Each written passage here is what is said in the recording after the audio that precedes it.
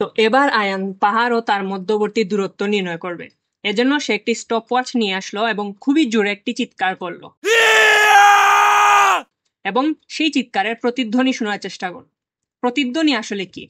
আমরা জানি শব্দ একটি তরঙ্গ। শব্দ বাতাসের মাধ্যমে এক স্থান থেকে অন্য স্থানে স্থানান্তরিত হয়, কিন্তু যখন একটি বাধার সম্মুখীন হয় তখন সেই শব্দ প্রতিফলিত হয় আবার ফিরে আসে। এই প্রতিফলনটাকে আমরা বলি প্রতিধ্বনি বা একো।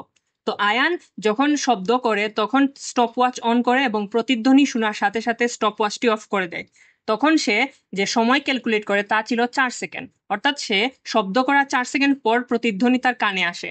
তো শব্দ পাহাড় পর্যন্ত পৌঁছাতে ডি দূরত্ব অতিক্রম করে আর প্রতিধ্বনি তার কানে আসতে আরো ডি, টোটাল 2D দূরত্ব অতিক্রম করে।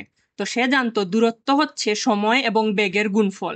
তো সে এভাবে লিখতে পারে বেগ ইজ ইকুয়াল টু দূরত্ব বাই সময়। এখানে দূরত্ব 2D এবং সময় সে নির্ণয় করে ফেলেছে, তাহলে বেগটা কি? বেগ এখানে হচ্ছে আসলে বাতাসে শব্দের বেগ, যা 330 মিটার/সেকেন্ড। তো সে বেগ ও সময় ব্যবহার করে ডি দূরত্বটি নির্ণয় করে, যা 660 আসে। তাহলে পাহাড় ও তার মধ্যবর্তী দূরত্ব 660। এই ক্যালকুলেশনে কিন্তু একটি ভুল রয়েছে, আপনারা কি জানেন তা কি?